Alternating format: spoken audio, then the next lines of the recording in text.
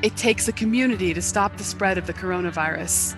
New COVID variants call for new vigilance. Now is the time to rededicate ourselves to the 4 Maryland behaviors.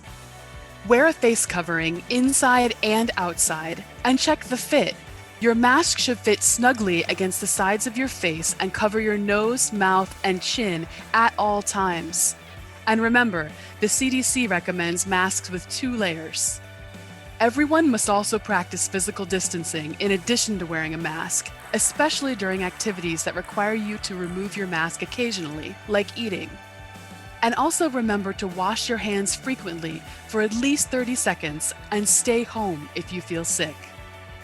Practicing these healthy behaviors is our best defense against the spread of the coronavirus.